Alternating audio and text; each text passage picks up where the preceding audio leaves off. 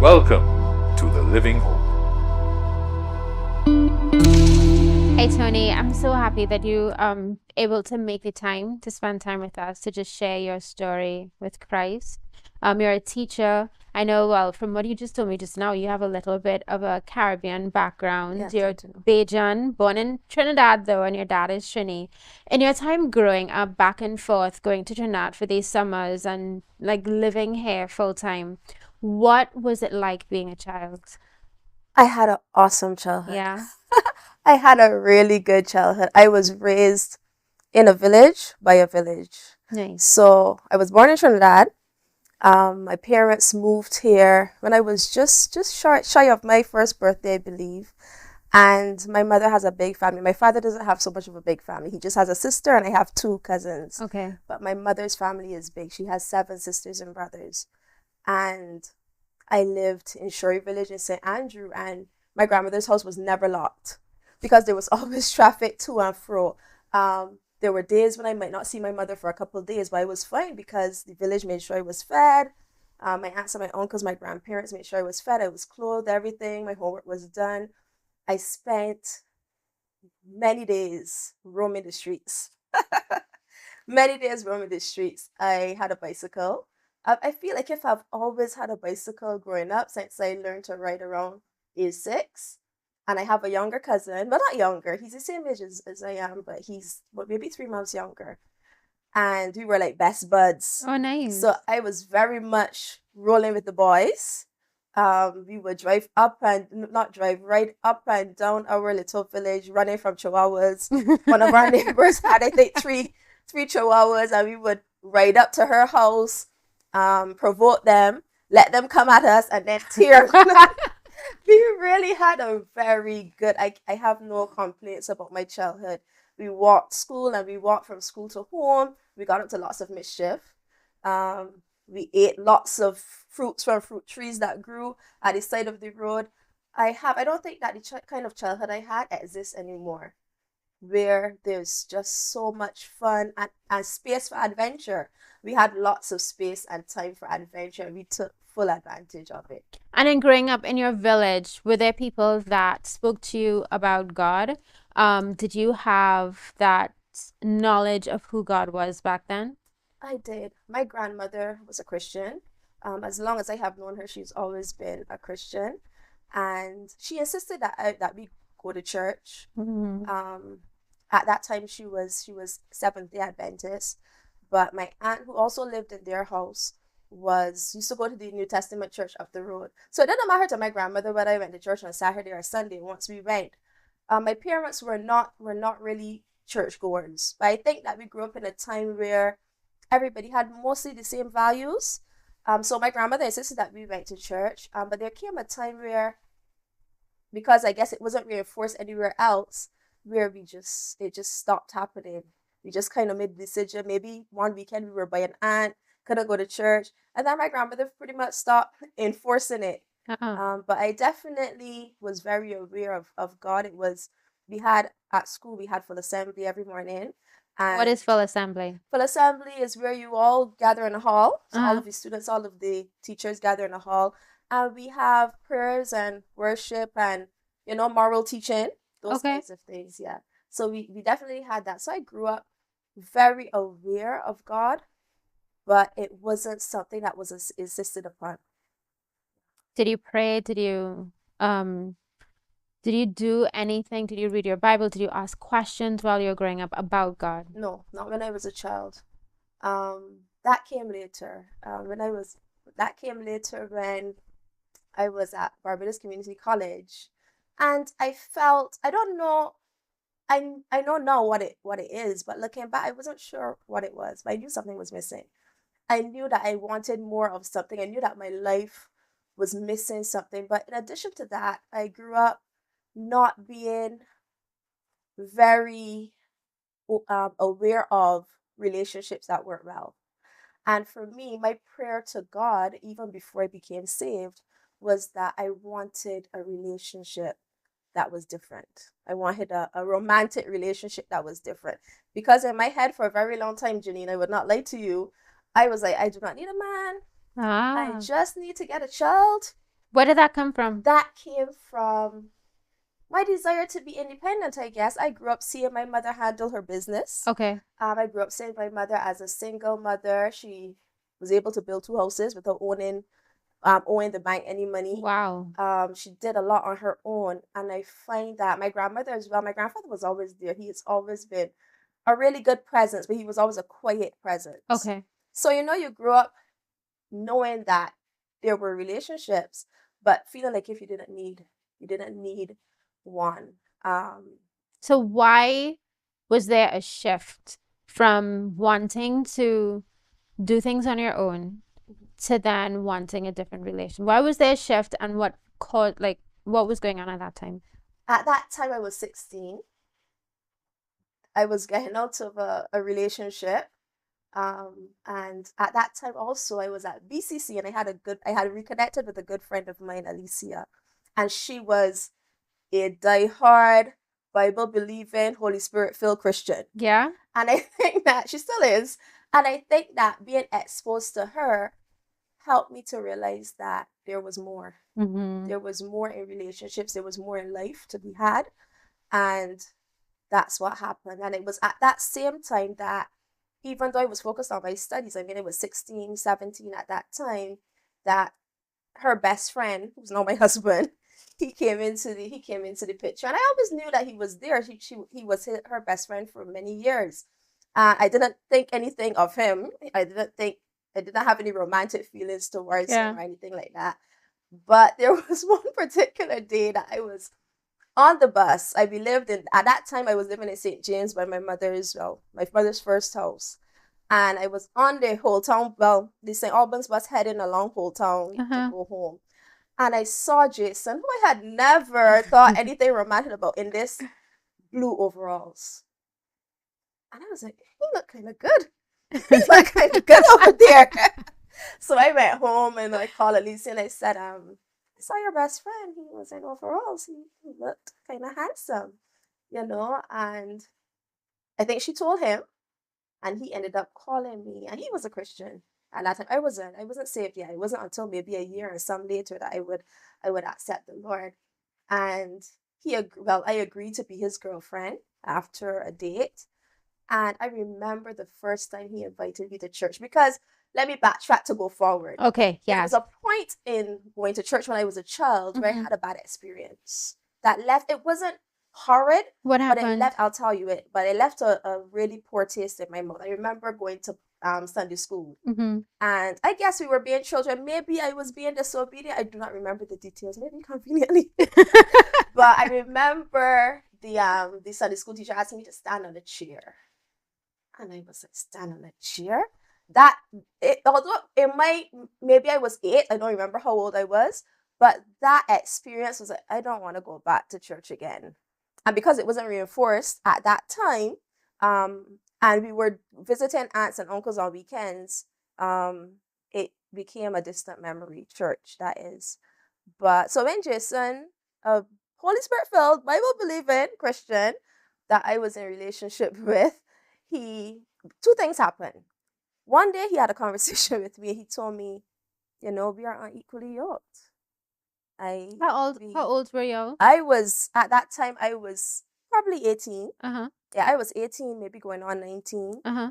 He is 4 years older, so he was maybe 22, 23. Okay. And he said, we are unequally yoked. We can't, because at that time I was partying. I loved to party, Janine. I would go to Boatyard and late in the night, leave my mother's house, get home early in the morning. And he would tell me, call me when you get home. And I was like, call you at 3 a.m.?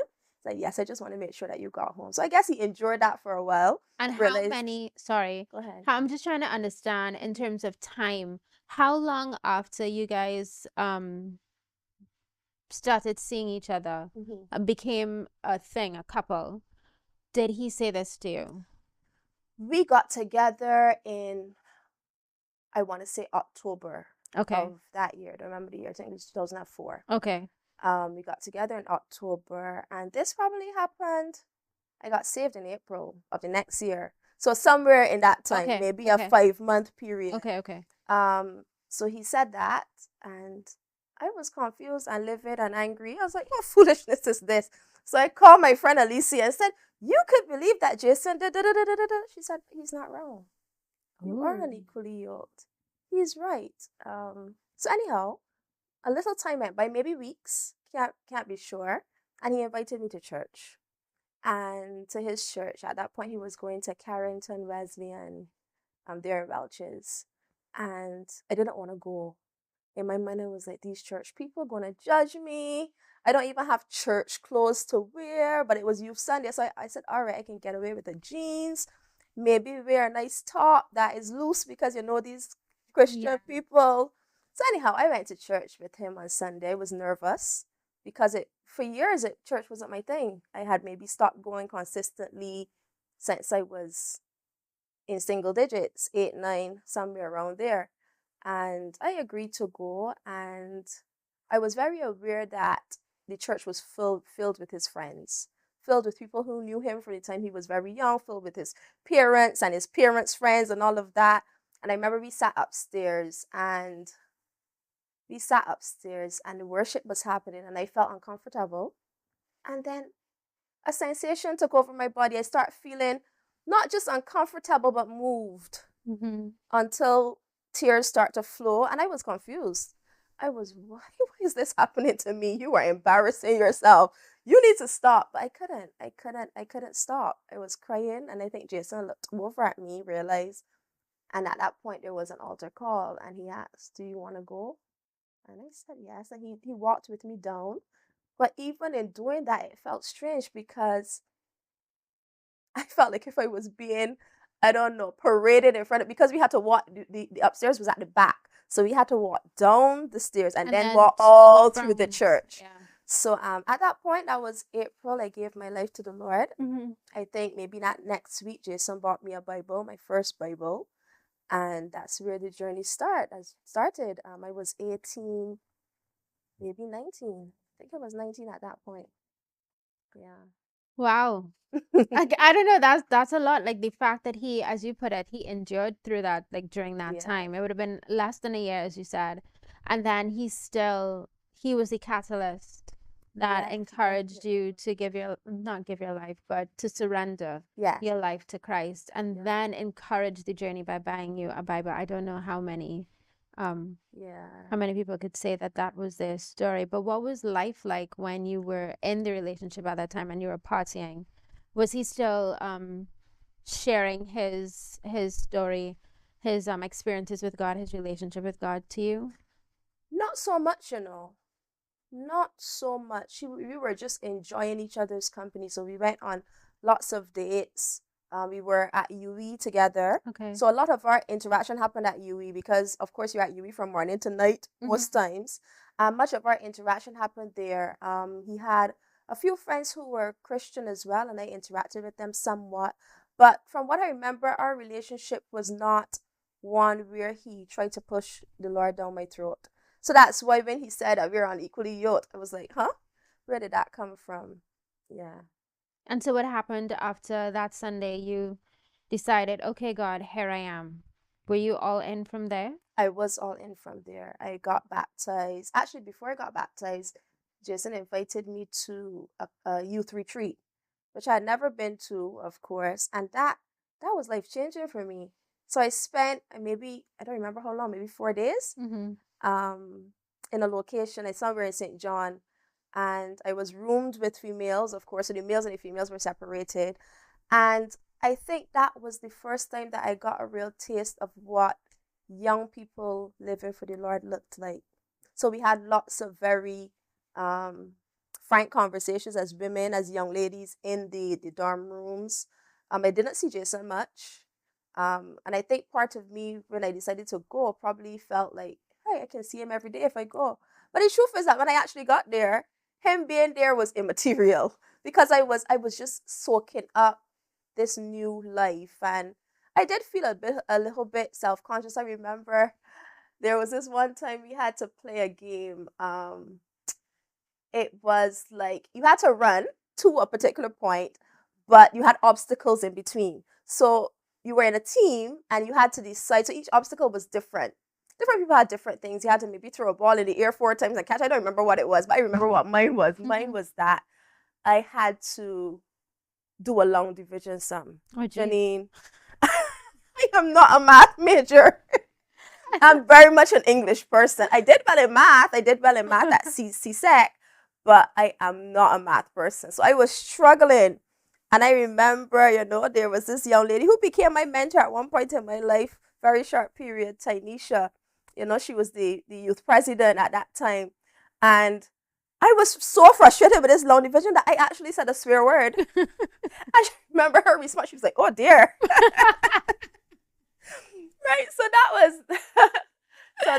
so we had that happened, but the richness of the interaction, the encouragement from other females, the encountering Jesus and seeing how the Lord can work and transform the hearts of people, I think that retreat was really impactful for me as a young Christian. After that, December that year, so by that time, at some point between April and December, I moved churches. So I didn't, besides being saved at Jason's church, I didn't really become a member. Okay. I became a member of another fellowship, Kingdom First. And Kingdom First is where I was really discipled. And I got baptized there by the end of that year. So that had to be maybe 2005. I was baptized and I never looked back. I spent lots of time at church. I was involved in the helps hospitality ministry. Jason was in audio. So he shifted churches. He shifted as well. Okay. Yes. I don't remember if we shifted together or if it was a separate decision. I really don't. But I remember him shifting. And it was also because I think our friend Alicia was also going there at that point. We respected her so much as a Christian. And we moved and we were fully immersed in everything related to ministry. Jason was the audio visual man. So he was always behind the sound system. For many years, he did that. I ushered. I was part of Helps Hospitalities. At one time, I cleaned the church. And I love serving God, Janine. I love just being able to help. I think that is one of the gifts God has given me. I don't want to be in the limelight. I don't need to be up front, but if I can help the person who's at the front do a good job, if I can ensure that if the place needs cleaning, if I need to usher at the door, I think ushering was my favorite. Yeah. Because I loved to see people come into the church. So it was always with a grateful heart that I would greet persons. I enjoyed ushering. I enjoyed serving people in that way. And for 12 years, so we got married in 2010. Mm-hmm. We got together in 2004. I got saved in April of 2005. 5 years later, you got married. And yeah, 5 years after that, we got married. I went to Jamaica to study for a period.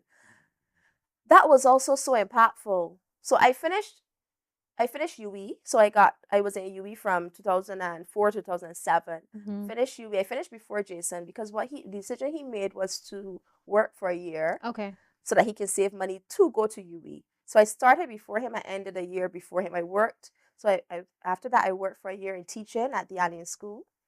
Where I went to school. Yeah, that was an interesting experience. That was an interesting experience. And then I have always loved communications. Mm-hmm. So teaching was really not my first choice. Actually, it wasn't even on my radar. I took the teaching job initially because it was the easiest job to get coming out of university.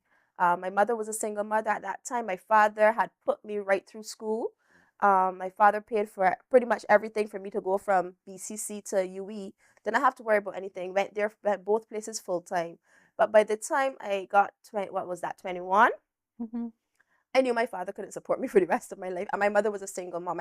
By that time, I also had a little sister who's 12 years younger than I am. Okay. So I knew I needed to do something to help her. And I didn't feel comfortable just sitting at home. So I got a job teaching, did that for a year. But I always wanted to do communications, media and communications. So I took the opportunity to go to Jamaica for a year and a half, 2 years. It was a 2-year program, but I spent a year and a half in Jamaica. And that was also a beautiful experience in my journey. During that time, I was linked up with a church there called Elijah Center. And I became friends with a young lady who was from Trinidad, my friend Carrie. And she was doing her master's as well, because we were both doing our masters. And we became very close friends. And wherever we could, we were doing separate programs, but wherever we could, we had lunch together. We spent lots of time together. And that also helped in my walk. I think we both helped each other in our walks with Christ. And then once go ahead. No, go ahead. And then once I came home, I got engaged in 2009 during the summer when I came home. So I went to Umona from 2008, came home during the summer of 2009, and we got engaged. We got married in 2010, December. How was that long distance relationship? How was it? It was a little bit frustrating, but I think the distance was necessary now in hindsight. But it was frustrating because we had never been so far away from each other. And at that point, Jason was trying to finish a very difficult degree in physics. I think that's what he was doing. Oh yeah, that's difficult. Physics, that's difficult, yeah. Yeah, so we were both in very different places. There were times when I got angry, he got angry, and we stopped speaking for days.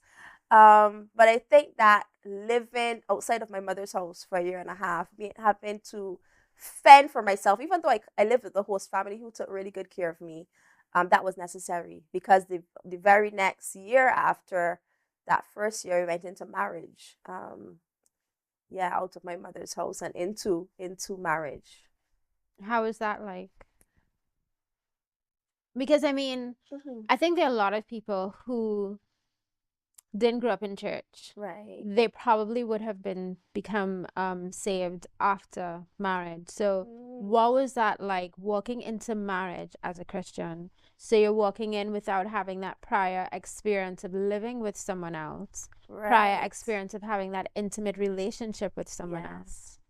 It was good. We didn't have, I know persons complain about the first year being the hardest. We didn't really experience that. I think the major thing for me when I got married and started to live in a house with just me and this guy, because that's what it felt like at first, just me and this guy that I'm living with. I think for me, because I grew up with a mother and my sisters, I have two sisters, an older one and then my little sister Tia. So my older sister is Tanya, my younger sister is Tia.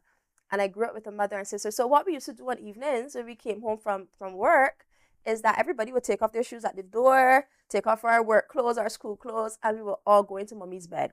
And we would talk for hours, and at some point she would go in the kitchen and do something, and we would just, most times we fell asleep on her bed. Jason's personality is not like that. He actually needs his space. So when we got married and he picked me up from work, whatever happened, and we came home, I was ready just to talk off his head, because that is what I was accustomed to. We talked things out on my mother's bed every evening, and he wasn't listening. And I was like, what's happening here? My husband don't like me. And it wasn't until we had a frank conversation that I learned that Jason's culture was different. When he came home, he needed that downtime to just do something. Watch a movie, listen to music, just lie in his bed, which I thought was very strange. But he would just lie down in his bed for half an hour, and then he would engage me. That was fine. So I think it was trying to adjust to that. Also, the shoes at the door thing was really a problem for him. That's what we did at my mother's house. Nobody cared. All of his shoes were sat at the door until we felt like moving them, if we ever did. But for him, he is extremely structured and organized. So shoes go a particular place, this go a particular place. So I think there was lots of adjusting. But during that time, we also wanted to serve God more. So we also spent, maybe 2 years into our marriage, we started to feed the homeless. Oh, wow. Yeah, 2 years into our marriage, our salaries weren't huge. He was working as a librarian then in government, and I was a teacher, well, I guess a junior teacher. But we felt like we had a little extra money. We didn't have any children, any major responsibilities, and we wanted to do more for the Lord. So I don't remember how exactly we got into it. I don't remember if I asked, because I have a colleague who, her church would feed the homeless every week. I don't remember if I asked her. I don't remember how that happened, but we started to feed the homeless in town. We would make sandwiches, buy juices, and we would leave our house at 3:30 in the morning, go into town, roam the streets of town looking for persons who were less fortunate, and feed them breakfast. We probably did that for 3 years before I spoke to my colleague. So that happened before I spoke to my colleague. And I spoke to her. She said, hey, we feed the homeless dinner in, what do you call that? Right next to Shafet, Upper Broad Street, Trafalgar Square. That's what it was called. Yeah. Yes.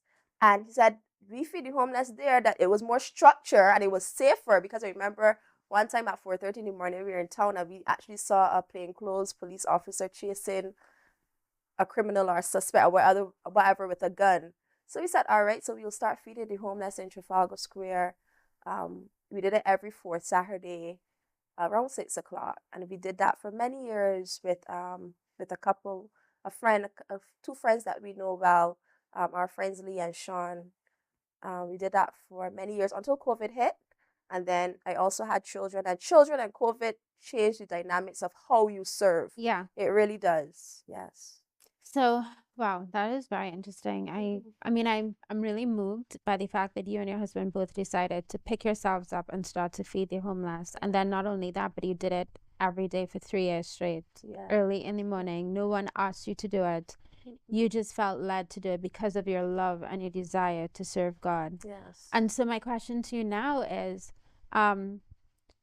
what does God mean to you? What did God mean to you? Sorry, not now, but back then when you had just gotten married. And who is God in your marriage? Back then? Yeah, back then. Back then, God was the one who kept us. I think that God is the one who kept us. So I went into marriage not seeing an example that I could hold on to in my family, to be honest. But I knew I wanted something. Actually, before I got married, God told me your marriage will be different. It will look different from anything that happened before in your family, or anything that happened in his. How did God tell you that? He told me it in journaling. Okay. That's how we communicate most of the time. That's my preferred way of talking to God, and he has agreed to do it with me. So he told me a number of things, but one of the things he told me is that your marriage will look different it will be a new thing. Pretty much that's what it was. He told me it will be a new thing. It will not look like how it was for your family or for his parents. And I think a lot of those early years of our marriage, we didn't have children until we were maybe 7. I think in our 7th year of marriage, we had our first daughter. So we had 6 years. I think for us, it was just figuring it out together, to be honest. So that was by choice? That was by choice, yes. We decided to wait. And it was a lot of getting to know each other, a lot of figuring it out together, a lot of adjusting to what works for us. How will we organize our space? How will we spend time in devotions? How will we form a routine? And we spent lots of time just exploring as well. We went on a number of cruises, and we did a number of things. And so God at that time to us was the one who promised that our marriage will look different. So we spent a lot of time fleshing that out with many mistakes, many times of quarreling, many times of being frustrated. But in all of that, we continue to serve. We continue to serve the church that we were a part of, that we loved, the community that we loved. And we continue to immerse ourselves in community and surround ourselves with people who were on a similar journey. I think that is one thing that is extremely significant. Yeah. How did you navigate difficulties in your marriage? Because marriage is not easy. It is. It's not easy at all, especially when you come from 2 different family cultures. How did you weather those storms? That's a good question. At first, we didn't do a good job at it. Mm-hmm. I was the person who wanted to attack a thing now. So I wanted to talk about the issue now. Let's talk it out. Whatever. If I'm angry, I am full angry. Jason was kind of different. He needed some time to process. So we had a lot of time in our marriage where we were making lots of mistakes because we were unable to see things eye to eye. And because I was like, and he was like, I need time to process, we butt heads a lot. I wouldn't lie, we butt heads a lot. But there came a point where we couldn't continue like that. So there is a couple, sorry, James and Jarrett Jokes, who came into our lives. How did James and Jarrett come into our lives? They're from the US. James is actually Bajan, but he was based in the US with his family, with his wife and their children at that time. And he was a very close friend of our pastor back then. Okay. And they were invited as visiting ministers. And they asked Jason and I to be hosts to them. So our role was to pick them up from where they were. We lived close to them. Actually, no, we didn't. But our role was we lived in St. Philip and they were staying in Grisettes. But our role was to pick them up, take them to church, just usher them around and serve them at church as well. I remember one day, we were serving James and Jarrett at church. So they were sitting in the front row and I was immediately behind Jarrett. And our pastor asked them unexpectedly to come up for whatever reason. And she was eating a mint. And instinctively, she turned around. And instinctively, I opened my hand. And this woman's mint that was just in her mouth was in my hand. But I did it. Notice you? Notice you? No napkin? Notice you. Okay. And I was like, what just happened there? And she was like, Toni, later we were coming home. She's like, Toni, that's the things that I do with my very close friends. And I was like, I'm not sure what happened there, but it happened and you were able to do what you had to do. And from there, we formed a really good relationship. They, at one point recently, they came to Barbados for a longer period of time, an extended period of time, and they had a marriage group. They formed a marriage group, a group of married couples who wanted more for their marriage and more of Jesus. And we were part of that group, and that group helped us significantly. So that when we got to that place where we felt like if we were really butting heads and we weren't progressing, we said, we got to talk to James and Jarrett. So we spent lots of time talking to them about what was happening in our marriage, and they really helped us out. One of the things that we still do now, actually two things, they speak about executive appointments.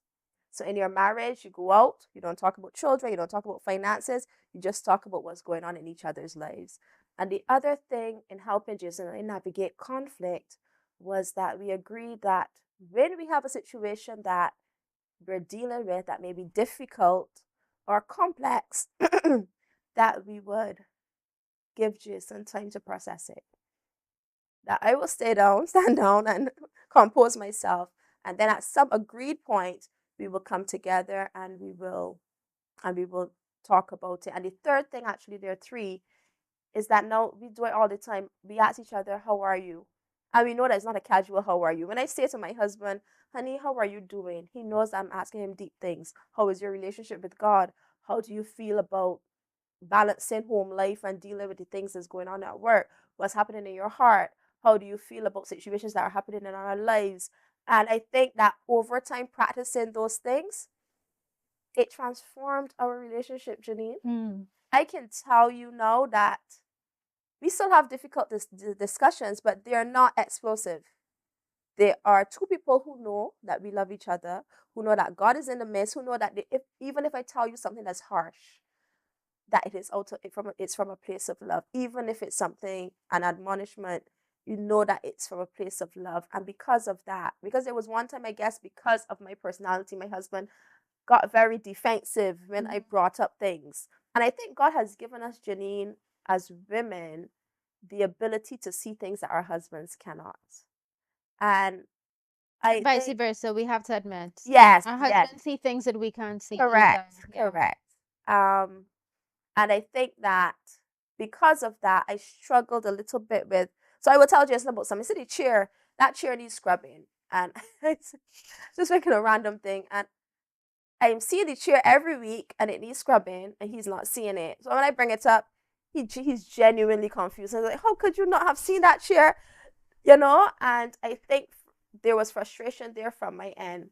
So because that God has given me a sight to see things in our marriage, and whatever else is going on, he has also given me the ability over time, practiced ability to be mindful of how I bring it up. And also I think that he has dealt with our hearts in such a way that even when I bring it up, my husband knows, and vice versa, that I'm not trying to attack him or belittle him, and he knows that, and I know that he's not trying to attack me or belittle me by bringing up this difficult thing. And we do it together. There was a very short time in our lives where we were getting to a size that we didn't want. We were getting a little overweight. So we decided, so this is all connected, I'm going somewhere. So we decided that we were going to join a gym. I had just come off from study. This was 2014. We would join a gym and we would come down. And we actually were quite fit. Jason actually was in a competition, a fitness Nice. competition. I didn't do it because I don't like being half naked on the stage as a female, but he did it because it's a little different for men. And I remember we went on our first 5K. We knew we could do it, but it was our first 5K. And maybe at 1K in, I was struggling. And I said, honey, go ahead of me. It's all right. We'll when I finish the race, I'll find you. He said, no, we are doing this together. And that's how we approach everything. That is how we approach everything, even in dealing with a difficult pregnancy. 2 of them. How did you manage? So let me start from the beginning. Okay. So in our 7th year, I got pregnant. I was excited. Was it planned? It was. By that time, yeah, we were saying, Okay. yeah, let's start growing our family. I got pregnant. I think maybe sometime in November, maybe. And by December, I knew that something wasn't quite right. I was going to the bathroom. I was spotting a lot. I went to, I think, where did I go? I went to urgent care. It wasn't called urgent care, but one of those Yeah. locations. I know they assured me that you're not miscarrying, you're good. I was about 8 weeks pregnant at that time. This was 2007, but it was a miscarriage. So our first pregnancy was a miscarriage in 2007. Actually, I miscarried on December 24th, so Christmas sorry. Eve. And even in that, God was gracious, because I remember going and taking gifts for my godchildren Christmas Eve and Christmas Day. And my friend was like, where are you at my house? You just had a miscarriage. I was like, yeah, okay. And it wasn't that I was dismissing it. It was that God had prepared me in such a way that it wasn't a huge grieving process. How did he do that? I'm not sure. If I were honest with you, I am Yeah. not sure. I just know that all was well. And I that was just- from spending time with God. That was because you felt his presence during that time. What was? That was because I lived a life surrendered to the Lord. Okay. And I knew that he was, even in the midst of the tragedy, he was there with me. So I knew the Holy Spirit was comforting me, because we didn't grieve like one without hope. Okay. So we had the miscarriage then. And then we got pregnant. That was 2017, not 7, 2000 and, what do I remember actually? 2015. That was Okay. 2015, Okay. sorry. 2015, we had a miscarriage, and by 2017, I got pregnant. So I have always had hard periods. So I was like joking with my girlfriends, the Lord is not going to give me a hard pregnancy, because I have enjoyed years of difficult periods, not being able to go to school, my grandmother kneeling and praying for me when I was in pain. And Janine, my pregnancy was horrid. Oh no. I got pregnant. I was vomiting from the beginning. So my friends who had babies before said, that finishes in 3 months. And I was waiting for those 3 months. 4 months came, still vomiting, couldn't go to work, vomiting at work in front of my students, spending lots of time at home.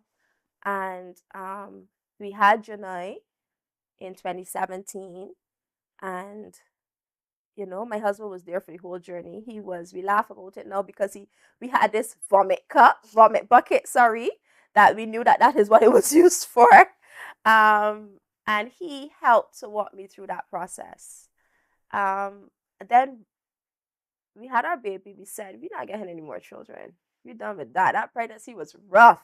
You Both of us. Okay. Both of us, we decided, because he was fully in it with me, because there were days where I started to faint. So because I was vomiting so much, And because and my baby was taking everything from me, because whatever happens in the female's body, the baby takes what it needs. So I was extremely dehydrated, everything. I started to lose weight, and by that, when I got pregnant, that was just after I had gone through my fitness journey. So I was already small. So I went to the doctor, he said, but you're not gaining weight. And I could keep nothing down. And I used to faint frequently. I think my body was resetting. So I would faint. There was one particular time, and it could only be the Holy Spirit, Janine. Jason was sleeping in our bed. So our bedroom is at the front. And I wasn't feeling well because I think I was vomiting so much. So I went to the kitchen for some guava pineapple juice, just a sip, because I knew if I drank more than a sip, I would be vomiting. But I just wanted something to keep my energy. And I remember lying down in the chair. So I didn't go back to our bed. I lay down on the couch. And I went to the bathroom to throw up sometime in the middle of that morning, maybe 2 o'clock. No, Jason was fast asleep. But I think because he knew what we were dealing with, he was always very aware of me. And I was leaving the bathroom, and I could feel myself blacking out. And by that time, I was maybe 6 weeks. I had a big belly in front of me. Not 6 weeks, 6 months, maybe 7 months.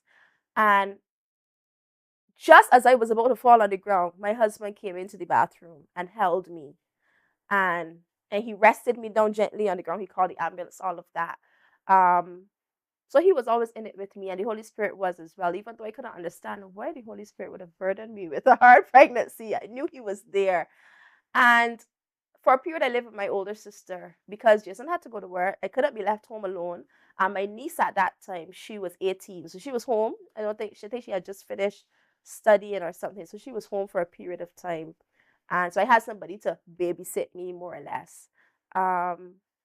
And my sister, even that is a testimony of God's faithfulness, because there was a time in my and my sister's relationship where it wasn't very good.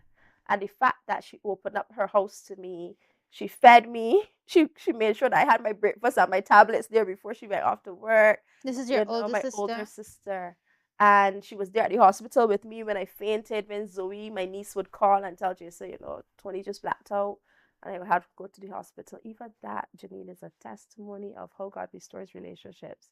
But anyhow, so I had Janai, and the although I had a C-section, that part of it was way easier than what I had endured in 9 months before that.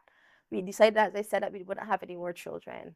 Then we said, I remember our small group leader actually saying, he was our small group leader then, when we had Janai, but he said, I have heard people say that they're not going to have another child, but they do. So are you sure about that? I said, yes, I'm very sure, Ian. I'm very sure. Anyhow, so then we decided we wanted a sibling for Janai. I mean, I grew up, me and my siblings are very far apart in terms of age. I'm 8 years older. My older sister is 8 years older than I am, and my younger sister is 12 years younger. So between my older sister and my younger sister, there's a 20-year gap. But I wanted Janai to have the experience of a closer age sibling. So we decided, hey, we know already that the pregnancy might be hard again, but we've done this before, we can do it again. And at that time that I got pregnant, it was during COVID, which worked out because I could work from home. So there was no getting up in the morning and vomiting, and all of that still happened. But at least I did it in the comfort of my home. And when I wasn't feeling well, I could set work for my students and take it easy. So we felt going into our second pregnancy that we knew exactly how this was going to work out. We would vomit for 9 months. I'll struggle with eating for 9 months, and I will probably have another C-section, but hopefully not. And then we are done. Everything is done, and we have our 2 girls. That was not how it worked out. How it worked out was that, yes, all the vomiting happened. It was easier this time around. I'm not sure if it was in fact easier or that I just had more experience. We had Jane Lee, and I went home, and I realized in a matter of maybe 12 hours to 24 hours that something was wrong. So I would go to shower, and I wouldn't be able to lift my hand above my head. I would remember Jason buying me a chicken and potato roti, and I felt like if the potato was choking me, felt like if I couldn't swallow. Oh no. I remember lifting my child was a chore. I wasn't sure what was going on. We were sure that it would get better, um, but we weren't sure at that time what was happening. I think we really realized that we needed help when I remember being in the rocking chair. Generally had just gone to sleep. I had put her in the playpen next to me, and I love drives. I've always loved driving around. And Jason said, "Hey, you want to go for a drive?" Yes, I want to go for a drive. And all I had to do, Janine, was get up, put the blanket over the child, lift her up, and go to the car. Our driveway is right next to our house, so I didn't have to walk far. By the time I got to the driveway, but I got into the car, I felt like my chest would explode. I felt like if I had just run a sprint, a 100-meter sprint. I was like, what is happening here? And I was panting. I was in a panic. I was trying to compose myself because I felt as if I got too worked up, I would actually pass out or die or something. It was very intense. It was very scary. So anyhow, we went back into the house. Jason suggested that night that I sleep in the bed with Jana Lee. And he and Jana would go into the back bedroom. And I remember being on the inside of the bed. She was in the middle. And I remember being on the inside on a pillow. Two pillows were at the side. And I wanted to pass water early in the morning. And I couldn't coordinate my body to climb over my child onto the ground to walk to the bathroom. Actually, by that time, I had to take these two fingers and pull if I want to control my head, I had to use these two fingers, put them behind my teeth, and pull my head forward. So we knew that something was significantly wrong. And at that time, Jason called our doctor, my gynecologist, to explain what was happening. How long after, at this point, how long after you gave birth was this? This was, so I had generally, I spent maybe 2 days in the hospital. This was within 24 hours. All of this or happened so. in 24 24 hours, maybe at the very most 48, 2 days. Wow. But it wasn't that long Okay. because she was born on September 26th and I was in the hospital on the 30th. 28. Okay, the 30th. I don't remember when I was admitted, but I know I was in the hospital on the 30th because that's my very good friend's birthday, and I remember calling her from the hospital. Okay. So by September 30th, I was back in the hospital. So I called my doctor, I called my mother who came, and she and her friend came early in the morning, and he had to direct me into the car. I could not, Janine, coordinate my body. My limbs were not working. I didn't understand what was happening. So anyhow, my doctor was able to fast track my process at A&E, so that I didn't have to wait that long. And I went in to see what I believe was a junior doctor. She did a regular exam on me. She said, "I don't know what's happening. You had a C-section. There are complications associated with C-sections, but usually those complications happen from the waist down. We didn't do anything with your upper body. So I don't understand why you're not able to swallow, why you're not able to sit up." Because raise your hand. Couldn't raise my hand, couldn't brush my teeth. And I remember my doctor coming in, he brought in a specialist because he needed to find out. He took really good care of me. He needed to find out what was really going on. So he brought a specialist, and she tried to put me to lie down to examine me, and I panicked. I still don't know what it is exactly in that particular instance, but something about lying on my back flat made me feel like if I would pass out or die. It was extremely intense. And she didn't put me to lie down. She examined me, all of that. I was admitted. I had to go for an MRI. And I think that experience humbled me so much, even more. Pregnancies and giving birth is a very vulnerable place because people see parts of you that most other persons would not have. People you don't even know. But it went further than I remember being in that room with my mother because Jason was at home with my with both children. He had to stay home with both children because Jane at least stayed with him. And I remember needing to use the bathroom. And the fact, Janine, that I was 30-something, a grown woman, and couldn't use the bathroom on my own. So I remember this male nurse, and he was so professional. I think it was Nurse Michael or something, and he came and he put a bedpan. So for 3 days, I had to use the bathroom and be bathed by a bedpan.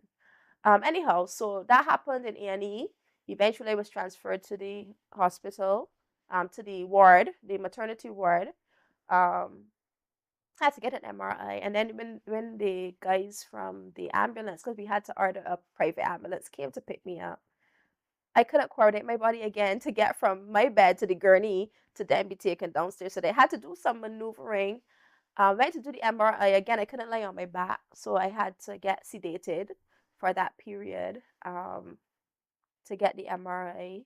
Still not sure what is happening. Crying out to God, because that's what I think that I I cried out to God so much during that time because I didn't know what was happening. We did not, at that point, we did not have a clue what it was. But I knew God was there because He sent people to help take care of me, and more of that will come shortly when I tell you about some of the people who served me when I was in the hospital. So I went to the MRI to do the MRI in Belleville.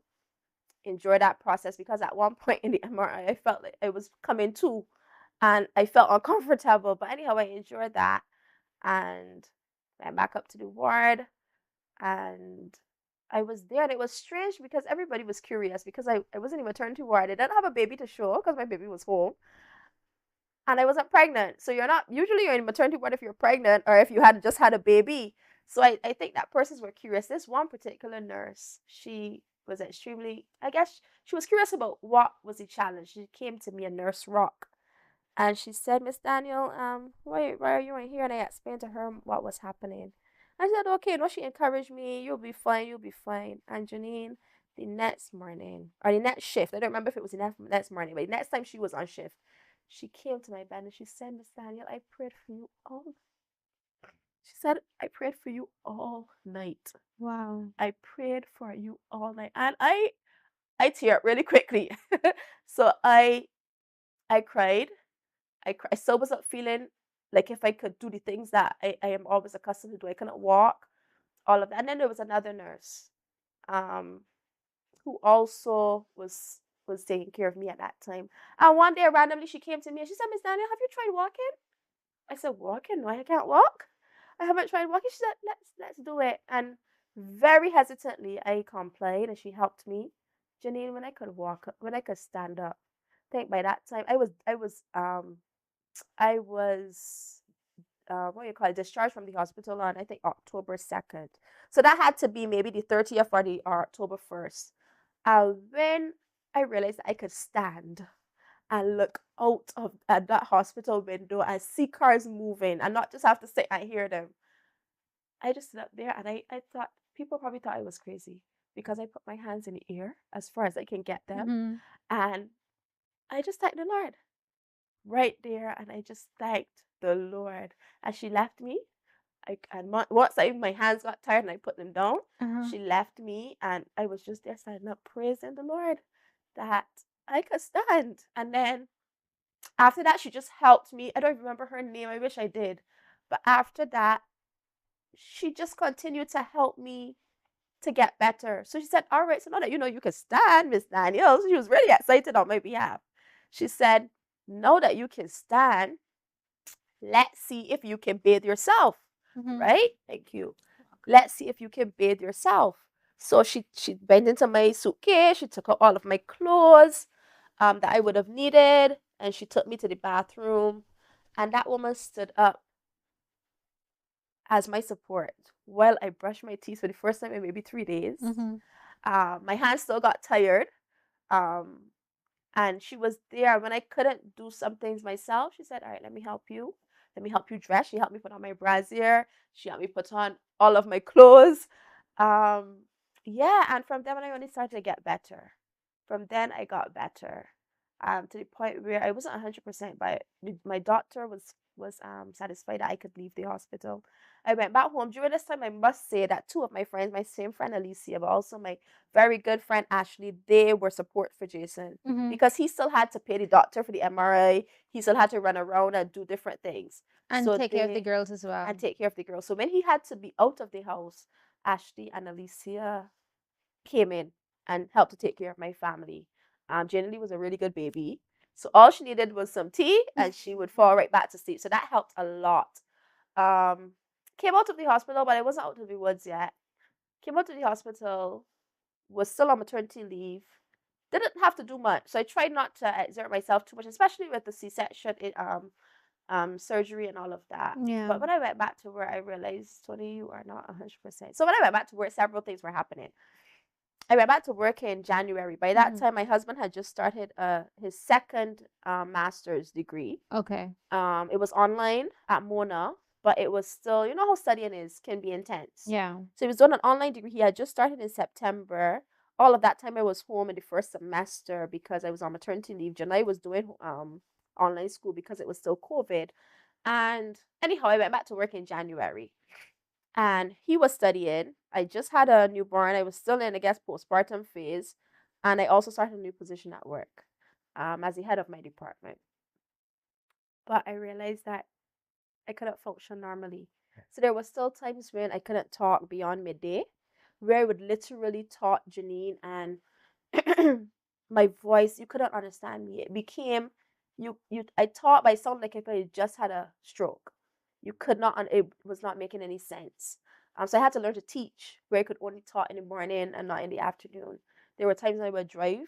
At this point I still hadn't gotten a confirmed diagnosis. Yeah. I would be driving and I felt like if I was sleepy, like my eyelids were just drooping. And I literally, while I'm driving, had to be like this. I'm pulling up my eyelid to drive. I had to turn the ignition with both hands, turn on the car with both hands. I still couldn't button my buttons for my work clothes, my skirt. Oh dear. I could drive. I knew I didn't have issues with being able to drive. I found it was mostly in my upper body, my throat, my face. So I would smile at you, and Janine, I love to smile. I love to smile and laugh. So I think that was the biggest hit for me, that I would smile at someone, it would look like a snarl because my facial muscles just wouldn't be cooperating. Were you questioning God during this time? Did I question God? No, I didn't. I absolutely didn't. I knew that whatever was happening to me, God was in it. Okay. I knew that this was not a time for me to. I got frustrated. I will say that. I got frustrated not being able to do things that I have done my whole life. But I didn't question God. I drew closer to Him. I asked Him why, but not in a pity in kind of way, but more just trying to figure out what was happening. I learned to navigate. I was more focused on trying to navigate my life with these deficiencies. I didn't question God at all. Did He answer you then? About when you asked Him why, did He answer you? No. I'll tell you why I think why. And you couldn't journal during that time, were you? I journaled, but only partially because my handwriting also deteriorated. Yeah. So I could journal up to a point. So I started to actually do video journaling. Okay. Or I do it in pieces, write in pieces. Mm-hmm. So when I was at a doctor's office, when I was this place, I would just journal a little bit. So my handwriting definitely deteriorated. Anyhow, I went back to the doctor. She told me, okay, you have, based on your symptoms, you have a condition called an autoimmune disorder called myasthenia gravis. But she told me I can't formally diagnose it for you because I'm not a neurologist. I'm going to transfer you to a neurologist. All of this time, I'm like, Lord, I don't know what happened, but you're going to heal me. You are going, whatever it is, this will not be my life. Anyhow, so I went to the neurologist, first visit, and he's explained to me, yes, you have myasthenia gravis, you have to go on steroids, and because steroids can give you diabetes, he said, you need to go on something else, and da-da-da-da. And I listened to him, and I was like, no, I'm not doing that. I am not doing that. At that same time, my friend Carrie from Trinidad, when I told her what was happening to me, she said, Toni, I know somebody who has that. I have heard about that condition already. And she also put me in touch with the lady that we both met in Jamaica. She was much younger than we were, who became a doctor. So she was a doctor with myasthenia gravis. So we had a really long conversation about, what it means, what she does to help herself cope. But I think my mindset, and I don't know where it came from, to be honest, but my mindset was, I'm not taking medication for this. I am not being on medication for my whole life. So anyhow, I went to a neurologist the second time. He had to do a test on me to see the severity of it. But I think my small group leader at that time, Anne-Marie, she sent me a video of this lady who was a doctor who helped patients with autoimmune disorders by their changing their diet. So I said to myself, I said, Toni, the next time you go back to see this neurologist, you will be better. Janine, that whole, so it was May that I was formally diagnosed, May of 2022. And for summer, so that was May, summer was coming up. So I had my next appointment sometime in August, I believe. And at that point, I told him I'm not going to take medication. He said, all right, but just let me know if you need it. I said, fine, but I'm not taking medication. So I went on I changed my entire diet. I stopped because when I did my research and after watching the video that Anne-Marie sent me, I realized that autoimmune disorders is an inflammatory disease. So if you can get rid of the things of your diet that cause inflammation, dairy, sugar, I cut out all of those things. And I spent a summer drinking spinach smoothies. I can't stand spinach now. But every morning I would get up, I would actually go hunting because I was on vacation for 2 months. I went hunting for spinach. I bought it in the supermarket, and then I was talking to my friend Olivia on the phone one day. She said, Toni, I have a vine. I said, you have a vine? So I would go to her house, fill bags with spinach, and come home and make my smoothies every day. I drank a whole blender full of mostly spinach. So I press them in, maybe 2 bananas to offset the taste, and water. That's what I had for 2 months. No sugar, no meat. I did my own research. I went and I bought I think it was B12, D3. I bought the supplements because I think it is beef and stuff like that will help with, I think it's B12. So I needed to supplement. And by the time I went back to the doctor, I told him all that I was doing. He did the test. He said, you have a mild case. I said, yes, I know. I know I have a mild case. And I said to him, I'm not willing to take the medication. However, will you monitor me while I try this natural process? He said, yeah, sure. Even that was a blessing because generally speaking, doctors are so dead set on medication that they dissuade you from trying anything other than prescription meds. And he said, no problem. Janine, I have not been back to him since. This was what, August 2022. Yeah, I have not been back to him since. So I know God healed me. During that process, let me backtrack a little. During that process, I remember calling my friend called me and told me that my godson has COVID. And I remember praying with her for a minute. And after a minute of prayer, maybe 30 seconds, I could talk. This is how I knew that it was spiritual as well. I could talk and teach for half of the day before my voice gave out. I could pray for 45 seconds before it sounded like a stroke victim. And I remember putting on the phone with my friend because I said, you are not going to understand me. It doesn't make sense. I'll put down, but I'll continue praying because I was also self-conscious about it. And while I was doing, I called my other friend, Ashley, who had helped taking care of my children. And I said, Ash, I can't, when I pray, I can't pray. When I try to pray, it sounds muddled. She said, Toni, let's pray. So she said, Toni, it doesn't matter how your voice sounds.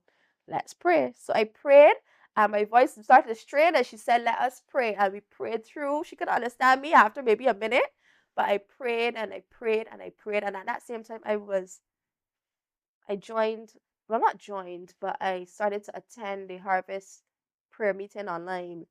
And I was self-conscious about praying because I felt like I'm relatively new to the church. Nobody knows what's happening to me. What would they think when I started praying after 30 seconds, 45 seconds, a minute? They don't understand me. Will they think that I am speaking something that is, contrary to the spirit? And I remember explaining to them what happened to me. And even in that environment, I was blessed. I prayed, and they allowed me to, I don't know if they're allowed, but I prayed even when my voice was not working properly. But and I sound muddled, sounded all of that, and I continued to pray in that space because I eventually became comfortable. So that when I didn't have that problem anymore and I was praying, they rejoiced with me because hey, they didn't know me well, but said, this is the lady who prayed, and then her voice started to strain after a period of time. I remember my husband would come out to the bedroom. He heard my voice straining.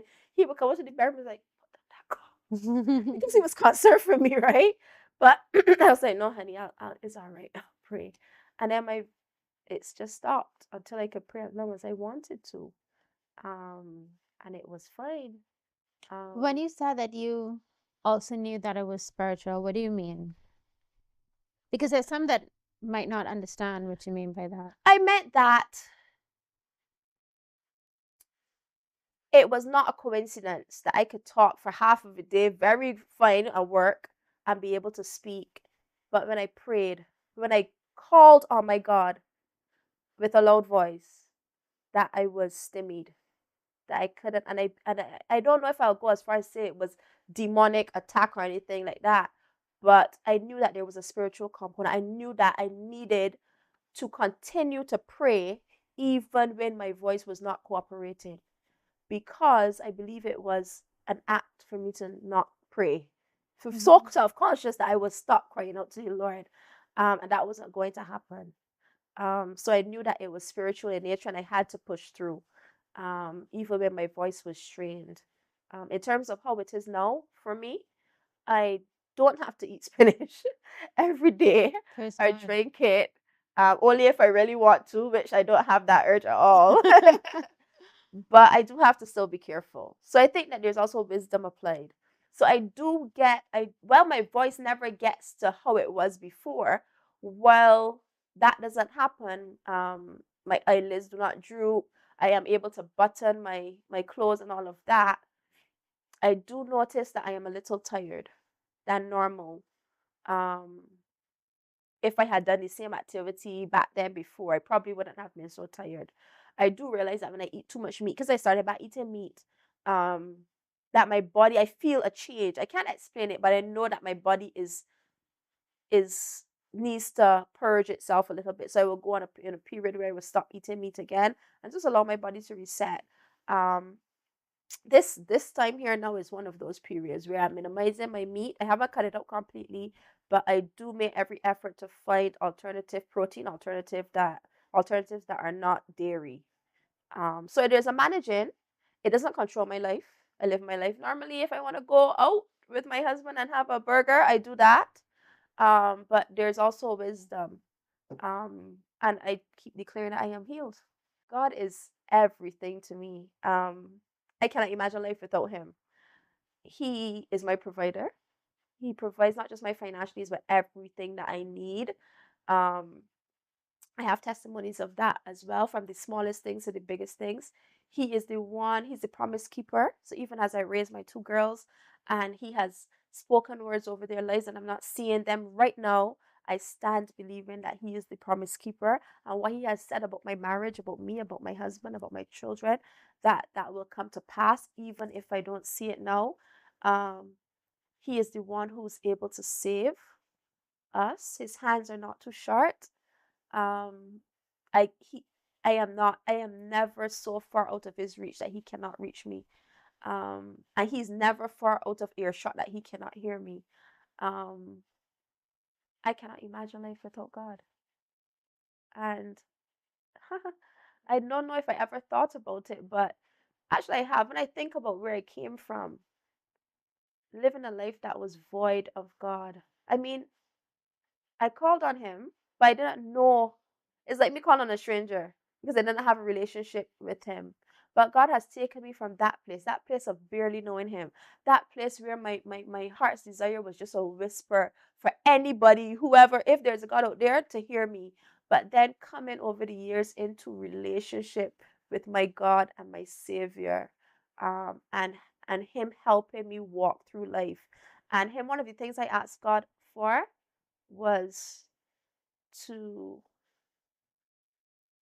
tell me, remind me of who I am Mm-hmm. in him, because that's a whole other testimony, but who I am in him. And these challenges have brought me to a new place. So the woman that I was 7 years ago, she doesn't exist anymore. She is a new woman who knows who her father is, who knows that the challenges will come, but the challenges have no control over me. I know you said that's a whole other testimony, but I would like to touch on it. Just simply because I know how crucial it is for us to know our identity in Christ, for us to know who we are in Christ. And I know how much other people, the world, tries to tell us who we are. And oftentimes it is not in alignment with God, who God says we are. And this is applicable not just for those who are, as we would say, seasoned believers who have been walking with the Lord for umpteen years. But I know it is also crucial for those who have now decided to surrender their life to the Lord. So tell us, why was that important? You sure you have time for that? All right, I'll start. Whoa. So let's go back to my childhood. My mother is extremely fair-skinned. Of my three sisters, I'm the only one who's this complexion. Okay. There were times growing up, there are times even now, but it doesn't bother me anymore. But there were times growing up where they would say, I would be with my aunt somewhere, somebody who knows my mother. My aunt would introduce that person to me as this is Toto. They call me Toto. This is Toto, Judy's daughter, and I could see the confusion on their faces because it's like, how is she Judy's daughter? She's what? I didn't expect her to be dark. So there was that. There was the fact that my hair was always very long, but also very nappy, so it was difficult to comb. Um, there was a period of time when I also struggled with my weight. And you know how identity can be tied up in appearances. Yeah. And there was a time that I don't think many people even knew existed for me because of maybe how people viewed me, that I struggled with who I was, whether I had worth. I struggled with whether I have worth because people did not identify me as my mother's child. Although my mother said I was always bold and confident, I did not. I think for maybe it was a way of coping. But my mother, I think up to the last couple of weeks, she said, Toto, you will look in the mirror and say, I am beautiful. I am a princess. But maybe that was early, but I went through my teenage years. Those were the hardest. And I think that as I left my teenage years, I went into my early 20s, that because I battled with who I was, and if I had any value, my voice got silent. I was not confident about speaking, even though I never had an issue growing up as a child. Yeah. My mother would tell me situations where the teacher would ask me to erase. She would ask the class who wants to, erase the board, and I would raise my hand, and she would call on somebody else, and then the person didn't do it properly, and then she would call on me. And I said, "No, I'm not doing that. You didn't pick on me from the beginning." So when I was a child, I always was assertive. Yeah. But somewhere in my teenage years into my early 20s, to the point even when I went to do my master's, I think I did my master's when I was about 22, and I was the person who I loved communications. I was good at it. I was a good student. I enjoyed my classes, but when my lecturers called me out specifically to speak, the only Bajan girl in the room, I was timid. And I wasn't sure I didn't examine where it came from. I didn't have time. I just continued to live my life. There were times where I really felt inadequate. And I cried out to God for many years. Maybe before I even knew Him as my Lord and Savior, I cried out to God about it. And God led me through a period. If you look through my journals, you will see of revealing myself to me from His Word. So I went through who God says I am. I am His masterpiece. I am loved. I am gifted. I am blessed. All of these things. And I went through it. Actually, I'm trying to finish a book. trying to finish a book on it. So God led me through a period of discovering who I am. And even when I lost all of that weight, I think I felt like if I got a new lease on life, because I had the propensity to be very, very much overweight as I grew older. And when I went through that period where I lost all that weight and learned my strength through fitness, even then, And I think God was showing me that these random things can't fill you. So even then I would look in the mirror and say, Tony, your legs need coming out a little bit, you know. I could see some flab there. I still wasn't comfortable, even though I had lost maybe 30 pounds, 35 pounds, right? I had moved from maybe more than that. I had moved from almost 200 pounds to 130, 30 something. And I can tell you, Janine, I cut my hair. I cut my hair for many reasons, practical reasons. When I had my last daughter, my hair, you know how postpartum is, my hair was flourishing. But after that postpartum period, it just started to drop out in clumps. And it was difficult dealing with two girls and natural hair, which is a whole other thing. So I decided, hey, it was at that time where I had started a new position at work and I was struggling a little bit and I wanted to change. And I cut my hair. And I think that all of those processes, the losing weight and feeling like if because I lost weight and got smaller, that, hey, that was when I would see my worth. No, that it didn't happen then. My hair was always long and thick. So even going back natural, when I went back natural, so many people have so many things to say. They would say, you know, your hair was so long and pretty, what you do with it now? You know, but I think that all of that, God showed me that I am not my hair. I might grow it back, Janine. I might straighten it. I might not. I might cut it all off even more. I might do whatever, but I have gained back some weight. But when I look in the mirror and I see Toni, when I think about Toni, it's not from the place that I thought about her all of those years back. So whether I gain weight or lose weight, whether my hair is long and healthy and pretty or short and healthy, whatever it is, my identity is not found in those things. I think I'm feeling much more comfortable in my skin. Much more comfortable in my skin. And I think that it speaks to the freedom that God has given us. God has set us free. Not for us to abuse it, but for us to walk in that freedom. And if we live in a space of self-consciousness, in a space of not loving ourselves and being trapped in that prison, it makes it so much harder for the Holy Spirit within us to really do the work, to really allow us to be a light and a blessing to those that we come in contact with. So my whole journey has been a journey of freedom, of God freeing me from every single thing that I felt weighed me down. Yeah. I'm so grateful. I'm grateful that you are here to share your story. Just even snippets, because I know that there's so much more. Because I mean, God. So I'm so grateful that you took the time to come and share with us. And I'm really glad that you shared in the way that you did. And I pray that it blesses the lives of all those who have been able to benefit from hearing your story. And I just pray that God continues to reveal himself to you in even more new and beautiful ways, and not just to you, but in your girls as well, in your family.